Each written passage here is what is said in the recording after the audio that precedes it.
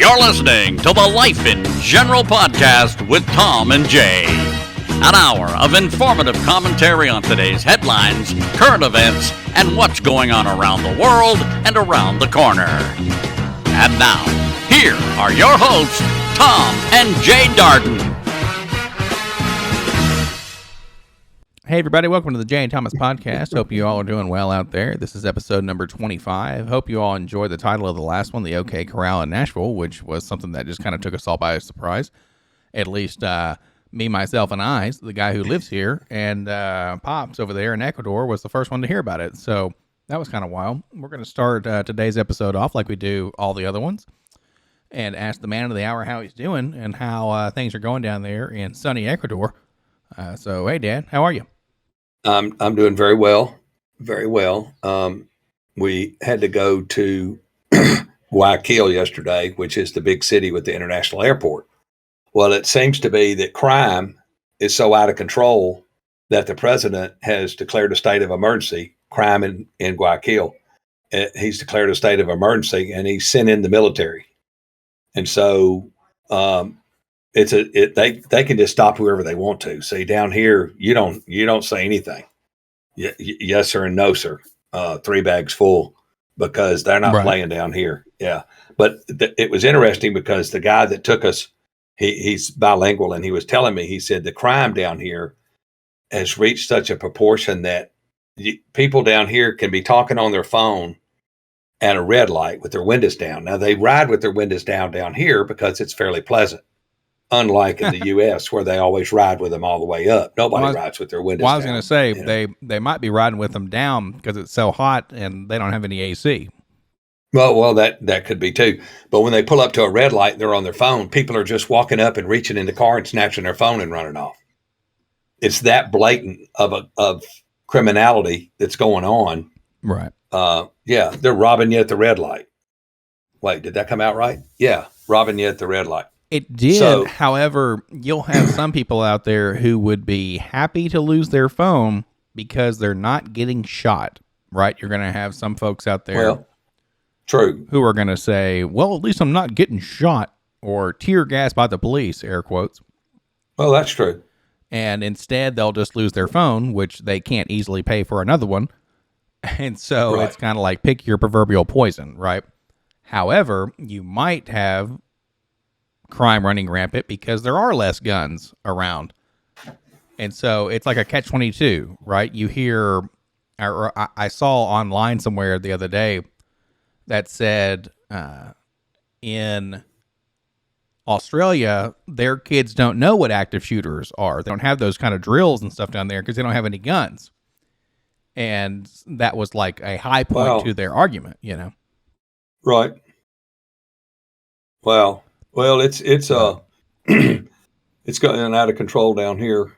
I mean, it's just it's pretty crazy, the crime and stuff that's going on. So, well, what do you think you're going to do the first time somebody runs up and, I know you don't carry your phone around, but let's say somebody takes a possession of somebody you're with or your wallet or something like that?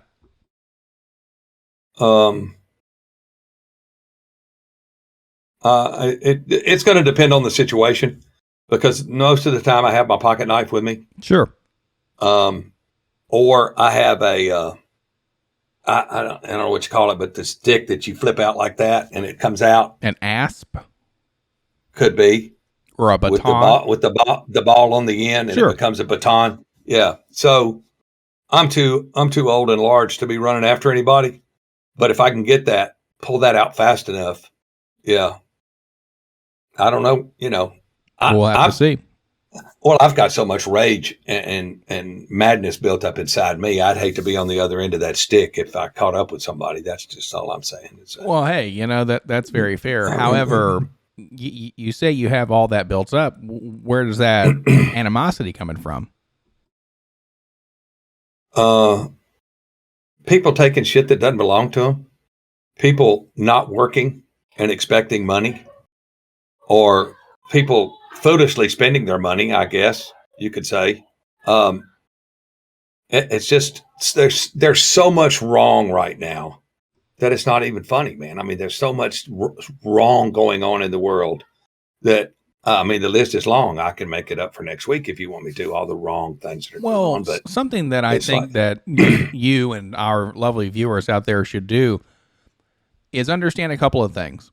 One, and I believe I've discussed this before, we have a finite amount of energy, right? And a finite amount of time.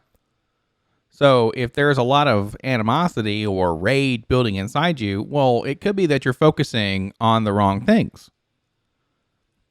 As opposed to focusing on what's wrong, we can take a look at what is right. What are we appreciative of? What are we thankful for? What blessings do we have? Because if we utilize our finite amount of energy on the air quotes, the bad things, oftentimes you're not going to have any energy to focus on what's positive. And something that I saw that I loved online, I'll try to bring up a photo of it so you can actually see it and I won't misquote it to death, is you oftentimes don't feel tired because you've done something. You feel tired because you do something that doesn't spark light in you, which I thought was pretty interesting. Okay. I got you. So, to that end, if we utilized our finite amount of time and energy towards something that is positive, in the end, you'll be better off not only mentally, but physically as well. So, it's something that we can look at going forward is trying to focus on the positive. And do you ever meditate at all? No. But I dream. Well, have you ever meditated before? I daydream. Yes, I have. So there was a point, I think, either at the beginning of the pandemic or maybe a year or so before that, when I was working out, and in the mornings I would meditate for just 10 minutes. You know, it would be a little YouTube video about meditation.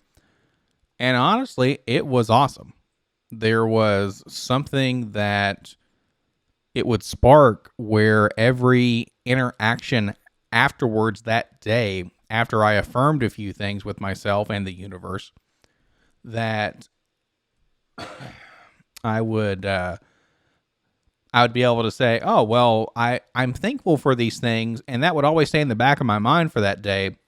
And it would make a lot of other situations seem trivial, or like not trivial in a bad way, but if it was something that would have angered me or something like that, then it would not seem as bad, or it would seem trivial to get angry with it. So something that, you can look at with your much more infinite time, and any of our viewers out there, is try meditating for just 10 minutes a day. Wake up, work out beforehand if you do work out during the day. And it is a fantastic little 10 minute experience where you can just chill and focus on your breathing, try to live in the moment, and it's pretty awesome. I'll try it with my kind of neat unmeasured amount of time that I have with nothing to do. Right. So what's super exciting is when you don't have a job to go to, or canasta game that comes much later on down the job. Yeah. Who is it?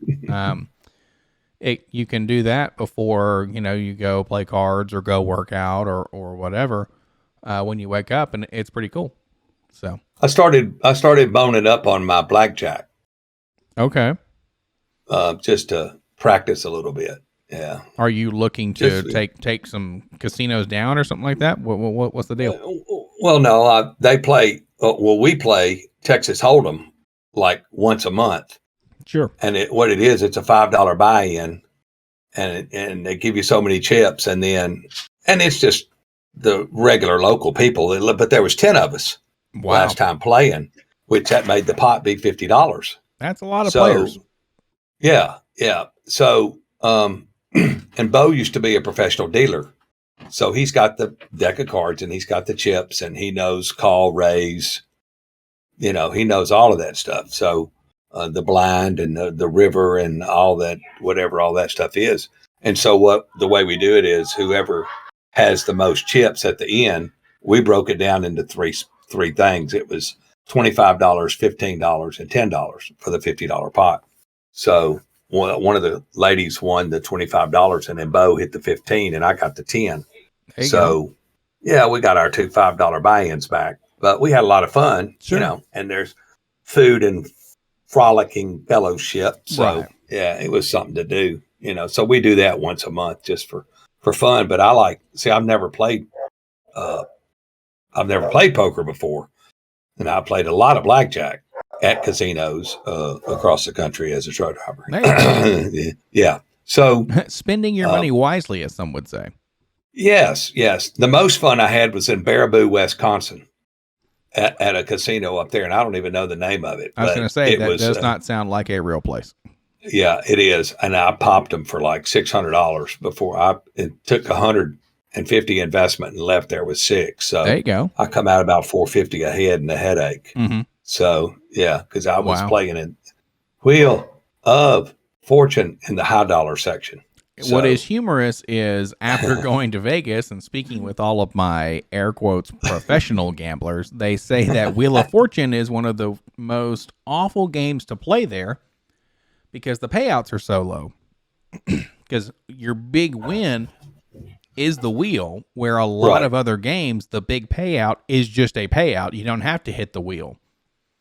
Okay. So it is taking your chance at winning and then making it larger exponentially because you've got to then win again. I mean, I couldn't tell you how many times I was in Vegas for 4 days and hit the wheel, and I think the max I got was like $70 after like popping in 100. It was just kind of ridiculous. So I felt a little bit betrayed.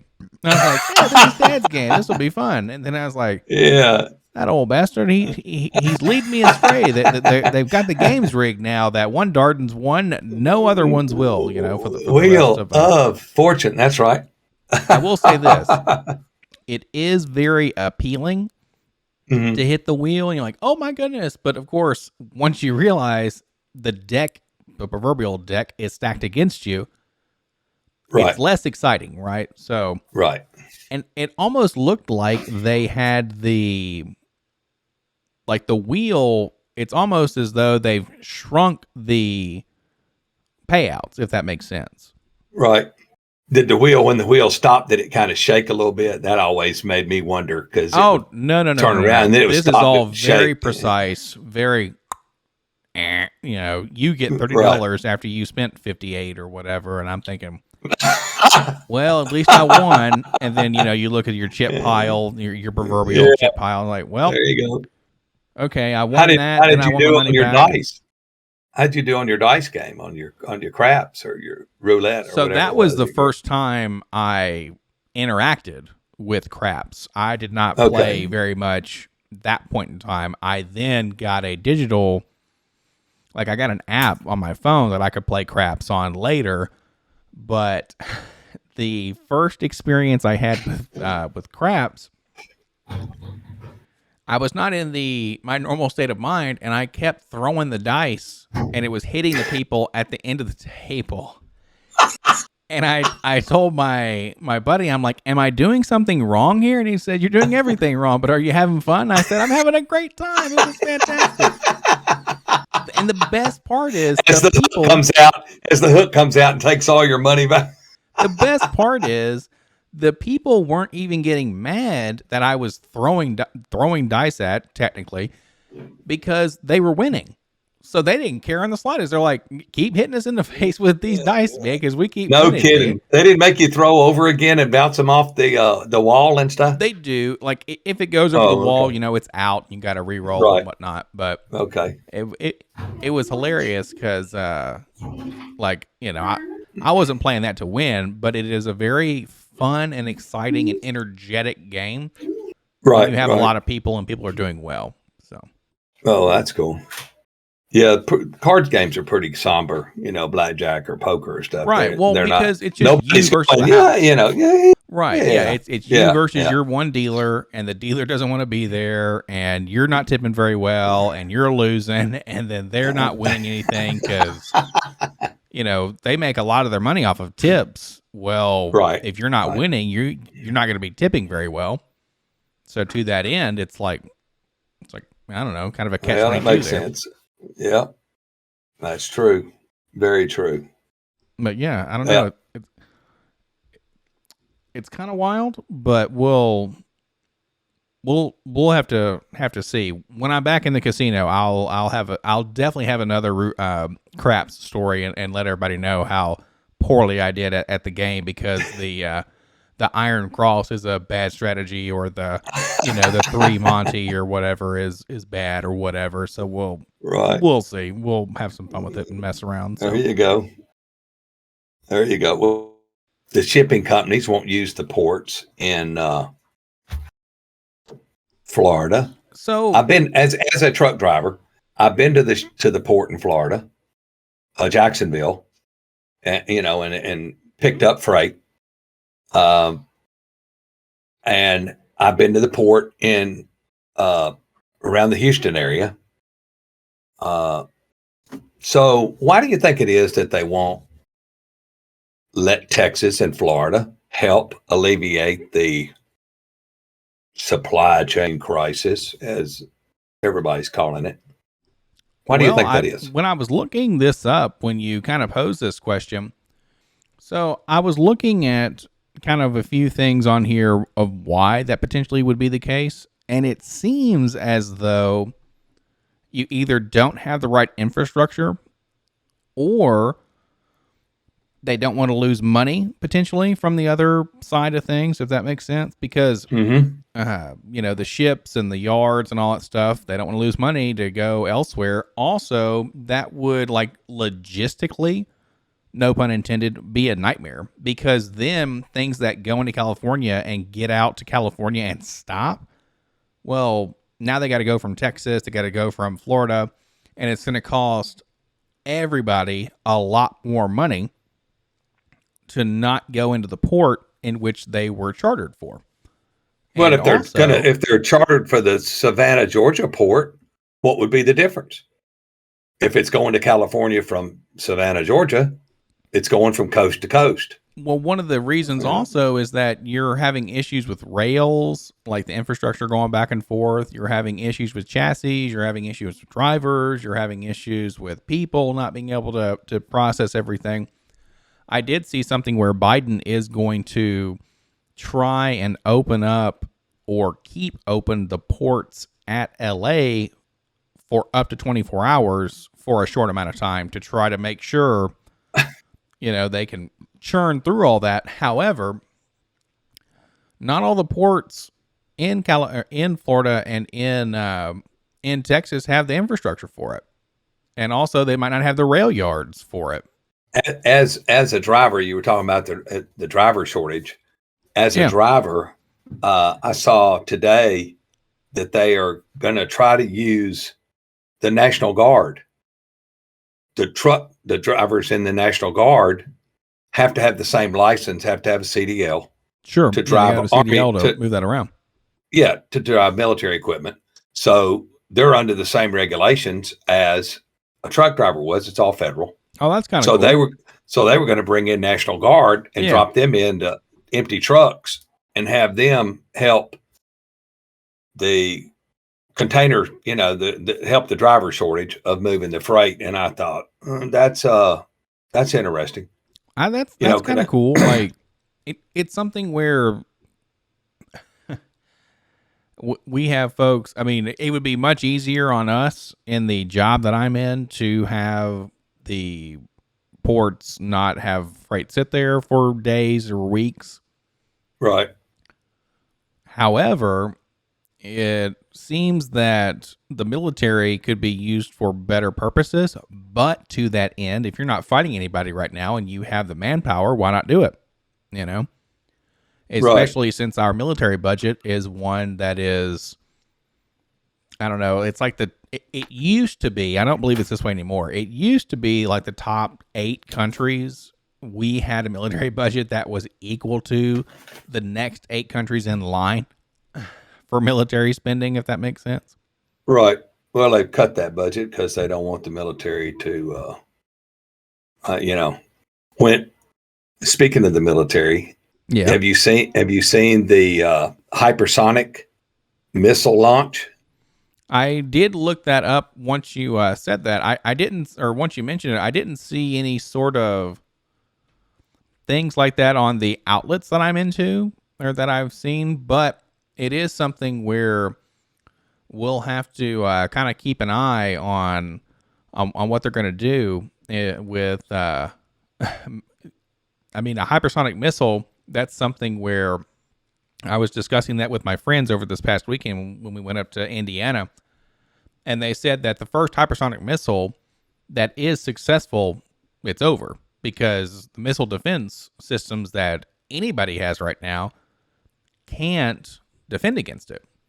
Right. And I thought, oh, well, that's kind of interesting. And of course, a lot of the times when we have those kinds of discussions and whatnot, it's the U.S. that has the technology first, quite often.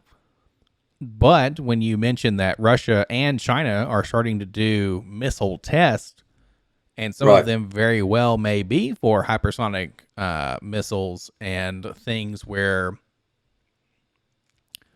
like, it's not prudent for a military, structure or power to spill all of their proverbial beans or play all their cards. But when China and Russia have tests that are going on, and some of the tests aren't structured or announced in certain ways, then you got to think, well, what's going on there? Right.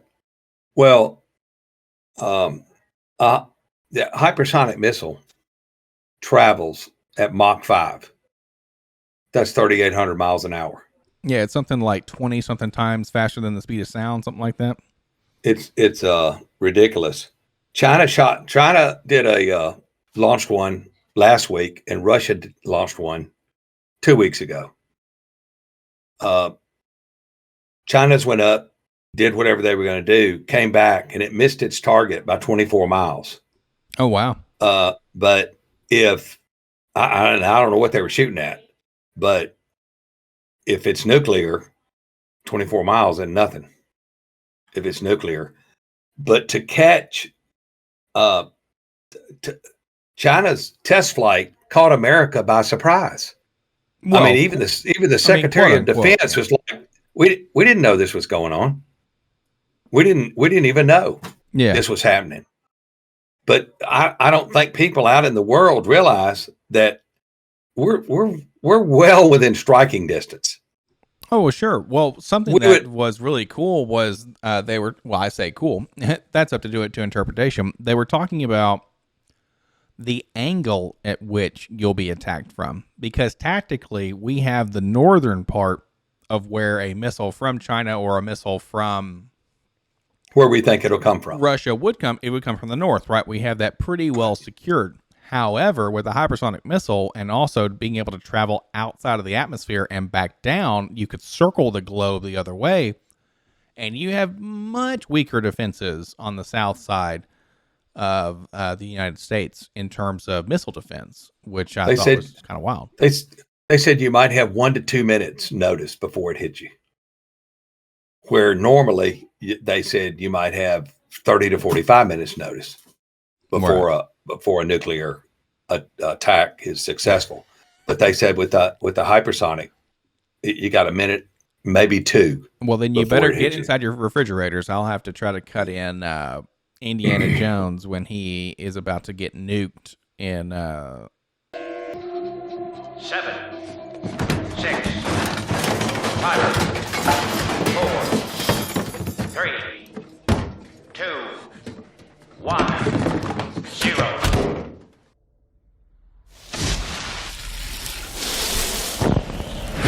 The latest movie of his, and he gets inside of like a 50s refrigerator or some shit like that. It's just out of this world. Well, it's people need to go to a search engine and search this out with China and see, because I think they're just flexing their muscle. I really do. I think they're flexing their muscle, and before long they're gonna attack Taiwan, because that's just part of the 100-year marathon. Excuse me. We're 65 years into the 100-year marathon. Mm-hmm. So we got 34 years left. This year's almost gone. So yeah, that's we got 34 years. when people are still trying to process 2020 and then 2022 is right around the corner, and it's like, what the hell happened? You know? Right. They're not even going to know what happened in 21. And Right. everybody's like, ooh, wait till 2022 to the election of 20. That's a year away. Do you know how much damage can happen in a year? That's a year away till November of 2022. It doesn't matter if the Republicans take over the House or the Senate or whatever they do, if the damage has already been done. Because I don't think they got the backbone to undo whatever damage is done, but we'll see. Well, we'll see what kind happens. of damage has been done? If you're saying that there is damage, well, they're trying to push the voter ID. Have you seen where they're landing the illegals in airports at night? Now, Peter Ducey is in the White House. Peter Ducey is a Fox News reporter. Okay. And he's talking to Peppermint Patty, Jen Psaki. And he asked her, I was like, wait, what? He asked her why they're dropping these immigrants off in the middle of the night. And she said, well, I don't think it's in the middle of the night. And he goes, it's 1:30, 3:30 in the morning. Oh, I'm sorry, not in the middle of the night, early morning. Sure. Well, in White Plains, New York, they have a curfew because there's so many suburbs around the airport. They have a curfew from let's say 11 to 7 that no planes can take off or land. Yeah. Because they're too close to the houses. Okay. Well, they're bringing these people into White Plains, New York at 1 or 2, 3 o'clock in the morning. Oh, okay. And people are getting up and going, wait a minute, we've got a curfew here. What the hell's going on? Well, that's how they rose their suspicion and went to the airport. Oh, and these people are getting off these jets and getting into buses and driving off. And they're like, what? In the middle of the night? It's just like we talked about it a couple of months ago about them. They called Governor Lee in Tennessee and said, can we bring some of these people to Tennessee? And he said, hell no. Well, the next thing you know, they're filming them getting off the planes in the middle of the night in Chattanooga. Yeah, you mentioned that a while back. Right. So they brought them in. Now, Chattanooga being on the cusp, you don't know if they went to Mississippi, Alabama, Georgia. They stayed in Tennessee, went into the Carolinas. I mean, that's a perfect location to spider out your whatever you're trying to do. But they just do whatever they want to do. They're just doing this. And that's one of the things you were asking, what I think that they're messing up. They're going to bring those people in and then try to pass legislation where anybody can vote. You don't have to have an ID, a voter registration card, picture ID, nothing. You don't have to have nothing. Just come in and pull the lever, and be sure and pull it for Slow Joe and Swallow Me Harris, because we let you in. Remember? Cha-ching. Remember, we let you in. Remember? So something that you very well may get some votes that way. However, depending on where they're coming from, you oftentimes have folks who are trying to escape like a worse off situation. And a lot of Hispanics, from my understanding of this past election, voted Republican. You know, they voted for Trump because he seemed, air quotes, I don't know, you guys have to let us know down in the comments below whether smash the like button and subscribe and hit the go ahead. No. So we can do that, but let's wait until the end of the point there. Okay, I'm sorry. So yeah, let us know down below whether or not you thought that Trump was actually for minorities, right? Like, was he actually, during the time in which he was in power, was it a scenario where you thought that he was for everybody, he was for one particular group, or what have you? Because from my recollection of the statistics, you had actually more minorities voting for Trump than you did in the other direction. And I think you'll find that you may have some folks come here and then they might vote Democrat because that's just kind of what they want to do. Or they might say, okay, cool. If I get to come in here, I get to vote Democrat because that was the deal. But I don't think that everyone's going to do that, if that makes sense. Because you have to understand this. Not every immigrant is going to come in and vote Democratic. Like, they're just not going to do it because either they associate that with democratic socialism or socialism. They might not. It just depends. And they've seen in their home country what happens when you actually have something that is like that. Right. And you're just not going to have it. And now, speaking of voting, well, as Dad said before, comment below, smash the like button, tickle the bell, subscribe so you won't miss any of our vote for us, of our shenanigans every vote for week us when yeah. this podcast comes out. So appease the proverbial YouTube overlords there. Yeah, that's right. That's exactly right. That's right. I thought that was interesting about China. It's the 100-year marathon, man. They're working on it. They've been working on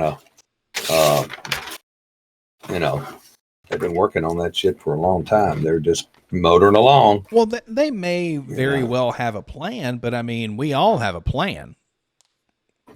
Right. Quote unquote, in terms of a nation, I'm pretty sure. But when you have somebody in power like Xi Jinping, they might have different plans. They might have something that actually says this is our end goal. Because one thing that is cool, about that marathon is it would never be able to be enacted by the same group of people. If that makes sense. It would be this group, then 25 years later, this group, 20 or maybe 30 years later, this group. And so it's going to be at least 2, 3, maybe 4 sets of people who would have to put that into motion and then say, we got to follow through with it.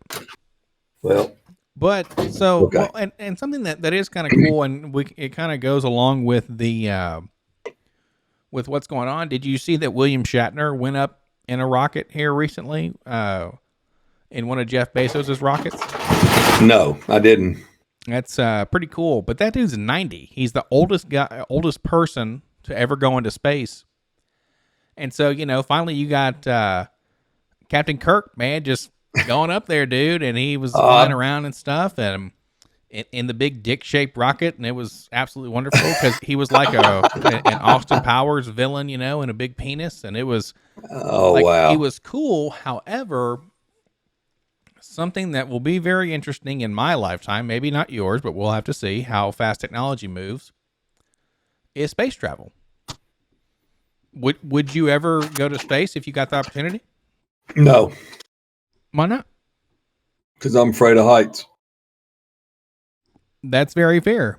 But I will travel on a rocket the second I get the opportunity because it would be awesome. And I do plan that to be my expiration plan is to be cremated and shot off out into space and potentially be Spocked somewhere with the Genesis program and then mess with aliens because they brought me back and it'll be absolutely wild. But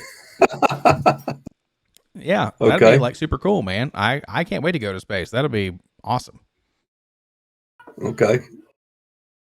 I don't have any desire to go to space. The final frontier, as they would say. Okay. But final, the word final, right? That's pretty scary. That's the final frontier. Is that the last place you get to go? It's a final frontier. No, it's the last place that we've yet to explore. Okay. And by final frontier, it means it's the beginning of a whole new era of human existence. Because once you just start going off into space, that's it. Right. It'll be pretty cool if/when that ever happens. So I'll send you a postcard from space. Send you a little rocket message back or something like that. Yeah, please, because we don't have a postal service, so you would have to. We'll have to get our trajectory DHL right, or something. Yeah. Send it DHL or something. A fishing boat or something. put a note in a bottle and then just drop it out in the ocean. You know? Well, that's the crappy thing is you'll have the Amazon flights and the Tesla flights, and then like the DHL/FedEx/UPS flights for space, because that's what they'll. Yeah. Once they make it cheap enough, that's how you'll get goods transported. Why travel on the ocean if I can send a container load of stuff in 30 minutes? Hypersonic missile. Well, that's like when I drove a truck and they started putting the containers on the rails. And they came to us. We had a driver meeting. They came to us and they said, you'll see our trailers on the rails, but no driver is, being affected or losing any miles. Yes, they are. If there's not a tractor backed up to that trailer, there's a driver not making money pulling that trailer. And what they put them on those rails, those refrigerated. Oh yeah. And they went and had to outfit all of the refrigerated trailers with 100-gallon fuel tanks instead of the 50-gallon fuel tanks. So if it took them 3 days to go somewhere, it depends on the temperature you're running it at, where you're going, and all that kind of stuff. Take all that into account. You can turn the refrigerator like a regular refrigerator where it comes on and off, or you can put it on continuous. One train conductor or one train engineer with maybe 2 or 3 other guys can move 100 containers. Oh yeah. I mean, they had their argument down, but don't try to snow us and say no drivers losing the miles. Yeah, they are. They're losing the miles because they're not pulling that trailer. What about this kind of logic? If it was just more business and there's a driver shortage, is there still people losing money? Whose side are you on? I'm on the side that gets me my stuff faster because I'm a little millennial who wants. You want your shit yesterday, right? Yeah, I want my stuff yesterday before I even knew I wanted it. I give it to me. So. Oh man, 100%, man, like all the time, and that's something too that kind of harkens back a little bit to the port situation. Is people aren't going to lose any money like that where they're going to be diverted, because that's what they did for a little bit. Right. And they did this earlier in the 2000s as well, where they're like, you had another problem either up in Canada or or over in LA, where they're like, we got to divert everything. And I'm sure people were like, yeah, we're losing money when we don't get to handle that business. So why are you saying let's go to a different port? Because the folks over in LA are losing out on that money. So whose side are you on?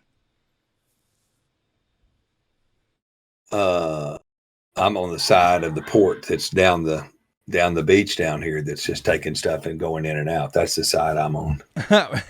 in the other country's port. Yeah, there you go. Yeah, I'm on the other country's port. Well, hey, nothing wrong with that. Exporting bananas and tuna and stuff like that, and all that. So two tuna plants down the road, about 12 miles, 15 miles. Yeah, right down the highway from us, 2 tuna plants. If you've ever watched the hit thing on Netflix, which is called Seaspiracy, you will have heard that the fish are just getting wiped out in terms of how much we are fishing them.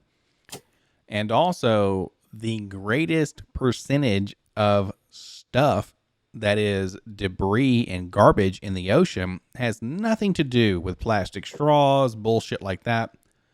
It's fishing equipment. Because the stuff we've seen come up on the beach. Oh yeah, absolutely. Parts of boats, right? And nets, parts buoys, of nets. Yeah, Oh man. Empty motor oil containers where they were putting motor oil in the motor, and we've all that kind of crap just every day. You could go down to the beach every day with a rake and rake up your part of the beach and clean it up, put it in a big pile to be burned later, and go back the next day and, depending on where the tide was, brought that crap back in again. It was unbelievable how nasty it was. Yeah, it's pretty crazy, like seeing that stuff out there. And also in Seaspiracy, they would also talk about one of the things I love about this country is that we can bitch about things that happened hundreds and hundreds of years ago. Take slavery for one of them. Okay. Terrible part of America's history. Absolutely terrible. Well, you fail, and by you, I mean the royal you, I mean everybody, fails to see that that's still happening in the world. I mean, people are still kidnapped and sold into slavery in other parts of the world. One of the places being, according to Seaspiracy, which is a crazy Netflix special, mentioned that before, is you'd have people who get taken out on boats as slaves, and they have to work as either like an indentured servant or just straight up as a slave, and they get taken out there. And if you get uppity, your ass could be dumped out in the ocean, man. Just see you. Okay. And it's cool. absolutely wild, man. Wow. So the reason why I mentioned that is because, and this also harkens back to, let's focus on the positive, is everyone right now like has an opinion and they think it's important and they want to bitch. I mean, of course, understand this. I am saying this mildly ironically because we are on a podcast where we think our opinion is somewhat important and we're going to bitch every now and then. So, you know, the irony is not lost on me. I'm bitching. But with that being said, try to get the message out there of be positive and think about the positive and be hopeful and appreciate what you have versus finding the next thing to talk about. But also stand up for your freedoms. Stand up for your freedom and God-given rights. The government didn't give you rights. God gave you those rights. You have rights. And I'll give you an example. Down here, when we went into the big city yesterday, taxi cab driver, this guy's running like $1.25 on the highway. Oh, there you go. Now that's in kilometers. So like you've told me, that's not real fast. He's probably doing 75 or 80. Yeah. Well, he's got his phone set up where the radar, they have the speed signs, you know, that change when you're going along. Right. But they also have a radar gun. And he said they have a radar gun facing this way and a camera facing the other way. And he said, you know, they can send me a ticket. If I'm speeding, they can send me a speeding ticket. And I said, really? And he said, yes, I've gotten a speeding ticket for going over 100 in a posted area. And I said, you know, they had to do away with that in the United States with the traffic cameras. Right. And he said, why? He said, why? And I said, because in the Constitution, it says you have the right to face your accuser face to face. Oh, sure. Face to face. Sure. You get to, so bring that camera in that you sent me the ticket that said I ran the yellow light or I ran the red light. Bring it. And they couldn't produce the other side. Okay. Yeah, I got you. So they can't use those anymore. They That's can't use. Yeah, because you have the right to face your accuser, and you're not facing your accuser because it's computer generated. You know, they flash, get your license, send you a ticket, say you ran the red light at, you know, whatever, Long Hollow Pike and Gallatin Road, you ran the red light. Okay. Who said I did? The camera. Bring the camera in. I'm not, you know, so they had to stop doing that. That seems pretty intricate for folks who would, their initial instinct would be, yeah, let me face my accuser, which is the camera, which, hilariously enough, would you make the same argument that if they caught somebody on camera robbing a bank, it would be the same instance? You know, when I was taking you to school one day, when we lived on Scotch Court, and I stopped at that stop sign, and I came around the corner, police officer pulled me over. Sure. She said, you didn't stop at the stop sign. I said, I live 2 houses down. I never could have got up enough speed to go around. It doesn't matter if I stopped. You weren't in a position to see me stop. Okay. And you thought I came on around the corner, and she wrote me a ticket. Okay. For running a stop sign. So I went to court, and I went to the judge, and I said the officer was not in a position to see whether I stopped or not. I stopped because I've got 6 or 7-year-old in the car with me here. I stopped, and the officer was out of position, and they dismissed that. They dismissed that because she couldn't say I saw him. Truthfully say I saw him run that stop sign. She couldn't truthfully say that because she wasn't in position to see.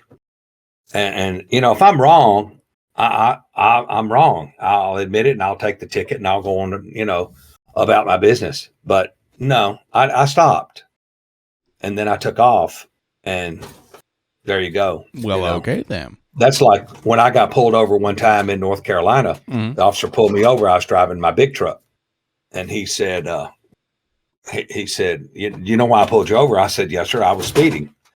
And I said, you know, I've never had a ticket. And he goes, well, I'll be right back. And he came back, never had a moving violation. And he came back and he goes, well, you weren't lying. You never had a moving violation. And I looked at him and I said, why would I lie to you about something you can check? Yeah.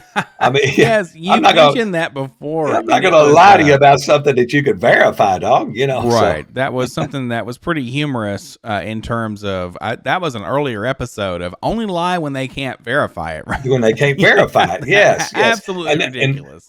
And back to the camera thing, they sent I don't know if you ever saw the comic strip where they sent the guy the picture of him running. They sent the picture of the ticket they mailed it to his house. So he took a picture of the money and mailed it back. They took a picture of a set of handcuffs and mailed it to him, and he got his ass in there and paid the ticket. There you go. Yeah, mailed that picture of handcuffs to him. Yeah, for sure.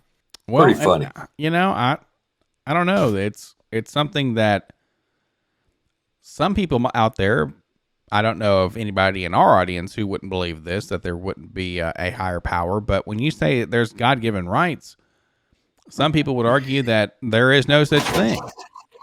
You know, I mean, especially nowadays when there's so many variables things out there that sometimes it's hard to believe that sort of thing. Right? Okay.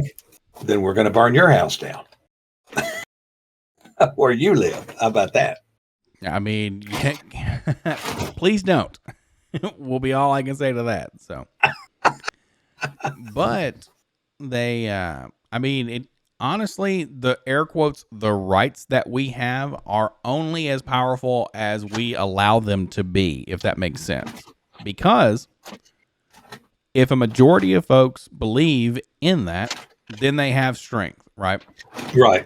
If that's the correct. Majority do not, it doesn't mean a hill of beans what you think. It's just how the majority is going to be. And we're lucky that in this nation that we're in right now, it seems as though we have a good amount of rights and they can't be taken from us. However, it is something that we need to be very mindful of because you never know what they're going to take away. And you never know what they're going to mandate, and you never know this and that. And one of the things that we have mentioned before is leading through fear a little bit.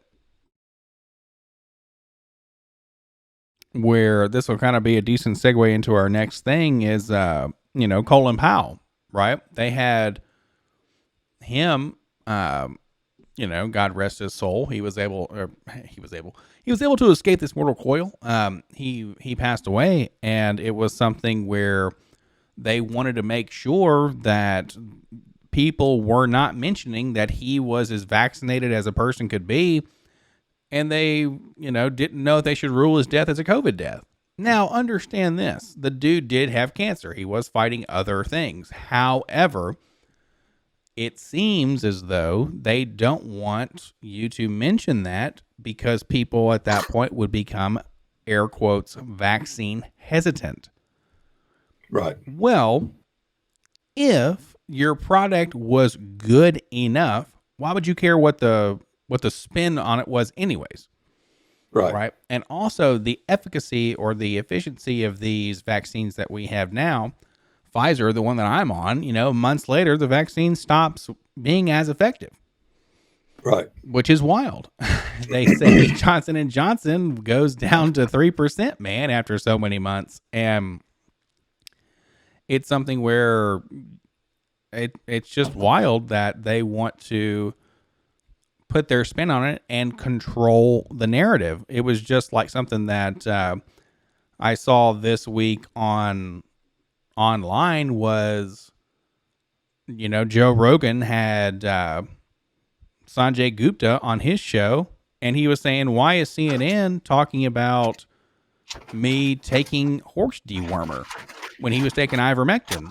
And he said that was the most ridiculous news spin they put on Joe that I've ever seen in my life. But go ahead. Yeah, I thought that was pretty crazy, where they were straight up like, it's almost defamatory. Because they're stupid. The people are stupid, and they don't have any morals, and they don't have anything to talk about. So they make shit up as they go along. I mean, they do. They make it up knowing it's a lie. They know it's a lie, but they want to spin it. Colin Powell's wife and family made sure that everybody knew he was fully vaccinated and he died of COVID.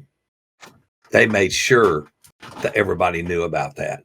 And we lost a great American when he passed away. He's worked under 4 presidential administrations. Oh, wow. Okay.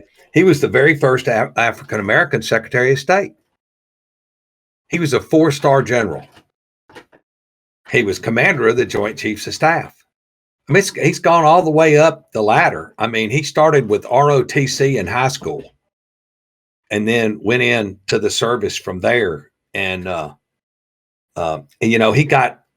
watched an interview with him, and he said, I got bad intel from 16 agencies telling us that Iraq had weapons of mass destruction, and they didn't.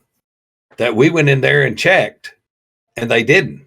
They didn't have weapons of mass destruction, and he got bad intel, and he got a little, he got kind of beat up over that a little bit. That he suggested, he suggested to the president that we go in there and get involved in Iraq. That was kind of his pointing him that direction, and he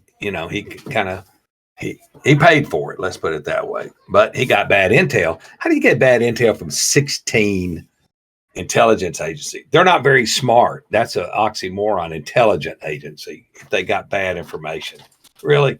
It's something where. Come on, man.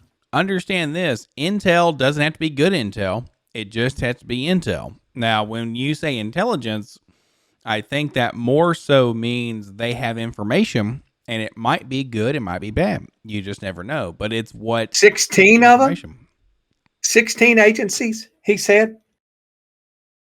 I didn't know we had that many. Intel. That would be my thing is 6, of course. They're throwing numbers out there like certain agencies aren't subsidiaries of other agencies, right? It's not as though you had 16 armies, that many agencies out there. That's not what that's saying. You can have so many of this from this organization and that and collab and blah, blah, blah. But that was definitely more of a, we're going to go fight the terrorists. You guys got oil over there? Maybe a little bit. Because we're begging for them now. We're begging them now. We're begging OPEC for oil. Yeah. Oh, something that and OPEC's going, no. Could y'all make more oil? No. Hey, no. We have a pipeline that's somewhere in the country that you could have a lot. And with gas prices going up as they are and whatnot, it definitely makes me appreciative that I'm still working from home. But goodness gracious, man. What is a gallon of gas up there? On the way back from Indiana, it was over $3. Like maybe $3.50, maybe. I mean, it was something where it was definitely more of a like, all right, here's my card. Leave me alone. I'm going in and use the bathroom because it's been too long. So, right. It's 250.2 down here. Okay. And these guys are out of their mind. The cab drivers and the bus drivers. Oh, I bet. I didn't even check to see what diesel was, but regular unleaded, which most of the taxis use, or all of the taxis. 250.2.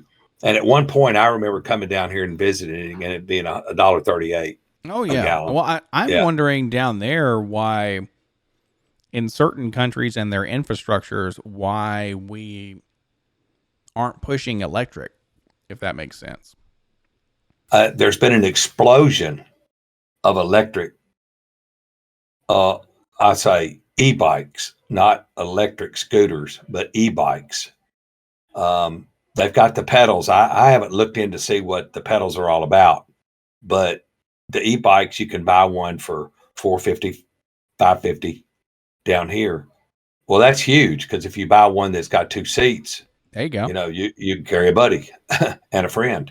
So there's just been a huge explosion of a company, AMS, and then another company called E-Wing, are 2 brands that I've seen, that I've been looking into the e-bikes just to see. And they're half ours is a 1500 watt. These things are 800 watt. So they're a little over half of what we are, or what our bikes are. And, but to get around town, I mean, when you figure you're paying $5 a cab ride, and you pay $5 somewhere and $5 back, that's $10 for a cab ride, or $12 for a cab ride each way, or something. Yeah. So that stuff can start to add up pretty quick. Right. So yeah, I have no doubt, man. That's freaking wild, dude. Yeah, we figured out pretty early on that, we need to buy a couple of these and give up the cabs, because I mean, $5-6 a cab. Now the bus is only 50 cents. But 2 weeks ago, they started they have these old-timey solid blue buses. They don't have anything on them but a white number on the side, like 58 or 62 or something. Oh, wow. Okay. They would be in the neighborhoods, right, and go down the dirt roads in the neighborhoods, like local transit. Yeah, they're okay, 30. I got you. They're 30 cents. Okay. 2 weeks ago, they've started letting I call them the old blue buses, start running the Via Data Highway. So now, all through the city of Plias, you can get on because Pat rode on one the other day. She just, okay, sure. Yeah, she went into town. Yeah. And I didn't go. She went into town, and she waved. The guy stopped. She handed him 50 cents, and he handed her 20 cents back. She's like, damn. So the guys in the yellow buses, that are newer and faster and nicer, they got to be out of their minds, because the blue buses are going up and down the Via Data and picking up people for 30 cents a pop. And I don't know what's made that change. I've asked several people, and they don't know. They don't know why the blues are not in the neighborhoods anymore, why they're doing the main highway. The Via Data, is you've been here, the main, right. That's the main highway. Yeah. Going from city to city. So, I mean, but they only go so far out, and then I guess they turn around and come back. And that's, that was crazy to me. I mean, that's almost like gypsy cabs. You got the guys that are driving the cars, and they're not yellow, and they don't have to pay the tax and have the tag and the regulations and all that. And they're driving just regular cars, and people are standing on the side of the road, and they blink their lights. And if you wave, they stop. And you can give them about half of what you give a regular cab driver. Dang. Okay. And they'll take you where you want to go. Absolutely. Yeah. Instead of giving a cab driver $5 from here into town. Now we're 10 and a half kilometers outside of the center of the city. But instead of giving them $5 or $6 from here, we can give the guy $3, and he'll take us where we want to go. Well, that's not too terrible. No, it's not bad. But that 3 here, 5 here, 6 here, it adds up. So, I mean, it definitely is going to add up overall, especially depending on how much you engage with folks going in and out of town and stuff. So, right. If I had it to do over again, and I told Patricia this, if I had to do over again, I wouldn't have moved this far out. Oh, okay. and it's nice being away from town. Yeah, that's fair. But it's 10 and a half kilometers. Now that might not seem like a lot, very far, but if you make the trip 4 times a week, it's a 20 or 25-minute ride on the scooter into town with people whizzing by you with their ass on fire. Sure. And I would have moved closer to town had we done this, thought this all the way through and gone all the way down the road. I mean, we got a nice place. Don't get me wrong. We live in the treehouse. You've been here. Yeah, the proverbial treehouse there. Yeah, it's all good. It's all good. And so, I mean, anyway, that's just something I would have done different, but we'll see how everything works out. Well, yeah, because you're in there for a year, and then you'll be able to reassess a little bit. So, yeah, I think it'll be June, maybe 1st of June or 1st of July. Maybe the 1st of July was when we signed the lease. Well, lease this guy for a year. So it'll be here before you know it. So, oh, I know it will. I mean, we're okay here. We're okay. So, yeah. Awesome. Well, yeah, just keep doing the being appreciative of what you have and what's going on there. Anything else you'd like to talk about before we peace out? I'm glad to be alive every day. I'm thankful to be alive every day with all the stuff I've had go on in my life. So, right. God bless everybody that's watching, and we appreciate it. Yep. Thank you so much, everybody, for watching out there. Make sure to hit the like and comment button. Subscribe if you haven't already to not miss anything that's coming out, and let us know down below in the comments if you want to come on the show or give us your story or tell us we're wrong or anything like that, and we'll be more than happy to get with you. I do have one other thing, and it didn't dawn on me till just now with the Tennessee flag back here. I was ashamed to admit that I was from the state of Tennessee after that football game last Saturday. That's all I'm going to say. I was ashamed to admit that I used to live in the state of Tennessee or was even born there. So, wonderful. Okay, well, all of you wonderful Tennesseans out there who potentially live around us, you can tell Tom whether he's right or not, or keep the faith. Yeah, you big orange people, y'all go Big Orange, go get out of here with that, man. Anyway, I think you have a cat to wrangle. So thank you all again so much for watching. I do. and we will catch you all in the next episode. See you.